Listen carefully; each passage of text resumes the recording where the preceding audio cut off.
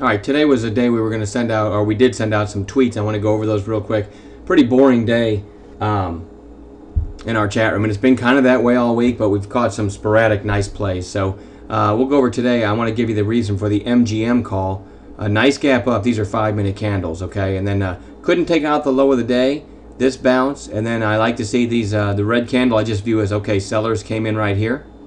If it can take out these sellers high, we could get through the high of the day. So keep in mind anything in the first 30 minutes, and use these videos as an after-the-fact teaching tool for you non-members that aren't in our chat room, because people in our chat room know exactly what our methodology is and how we call these and that sort of thing. But if you're not in there, if you're just on the free picks list, please try to use these videos as a how to get in our heads after the fact to see what we're thinking when we trade. So having said that, if it took out this high, thought it could get through the high of the day, and after that gap up, you can get some momentum. So pretty good risk reward, 1351, 1341 stop. There's our 51, and we did get through the high of the day, and it was kind of running with LVS also, but only got to 1360. Now, one of our tried and true methods, if you get anywhere near a dime on paper, we do suggest selling some around a dime. Just put some money in your pocket and make it a can't lose trade. But even if you don't, if a stock trade moves a dime or so anywhere near there in your favor and comes back to your entry,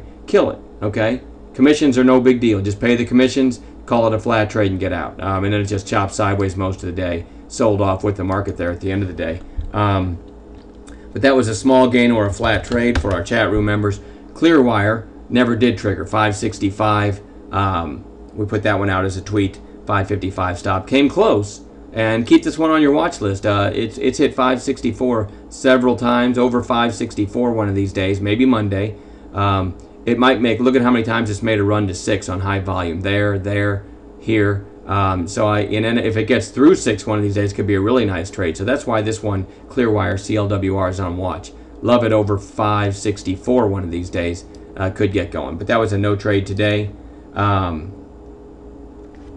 MTOR. Now that's the one we had that beautiful trade yesterday, where in our chat room we caught this at I can't remember now, 1590, somewhere around there, and it went all the way to 1750. And we had it back on watch today just because it got so decimated yesterday. We thought it might be a good bounce play. Okay, so zooming in here, show you why we tweeted this one. Put in an early 5-minute high, 1698. We thought if it got through that, maybe some shorts cover and maybe some longs pile in because it was so beaten up yesterday.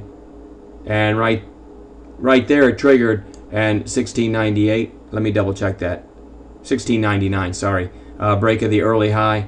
I'm not a big fan of calling a long right below a whole number like that, but it never did get through.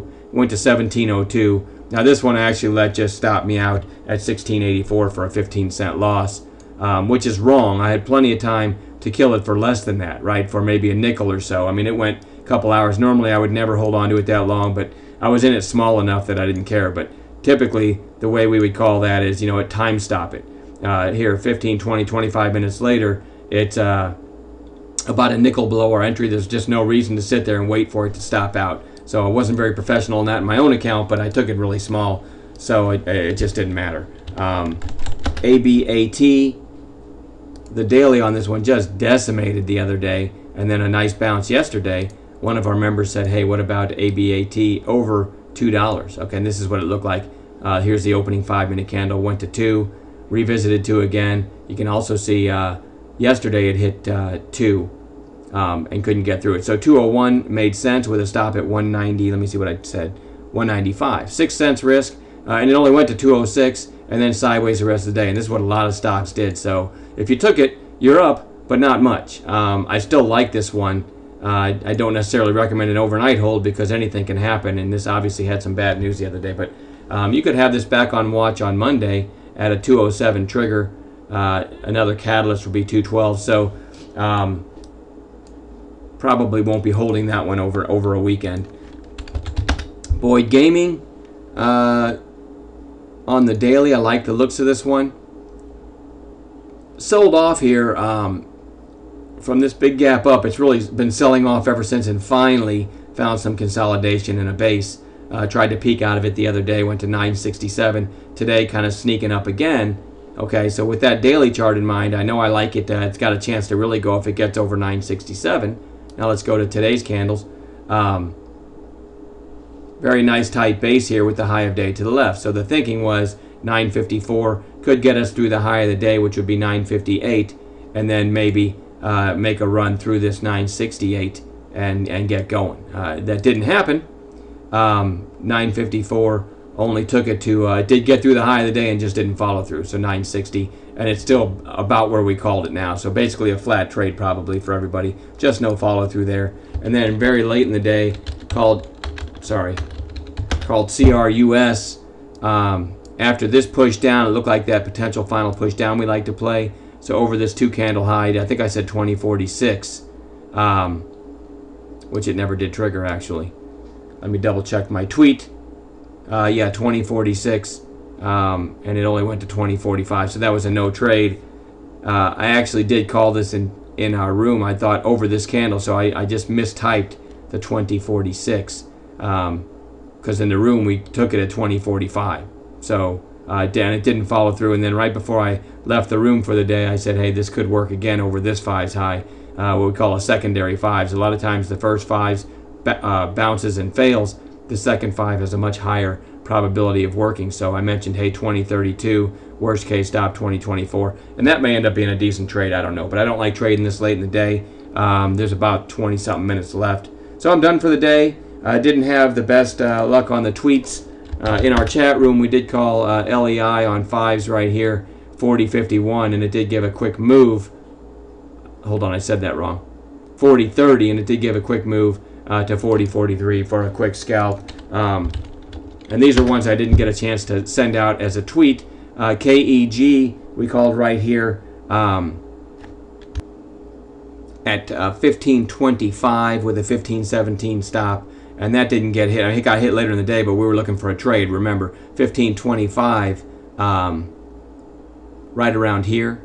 And it did make a nice move to 15.63. So almost a 40-cent move there on an 8-cent risk. So that was a nice trade there. KEG, not too bad there. And then these are just from the chat room. And I think that's about it. It was just a slow day.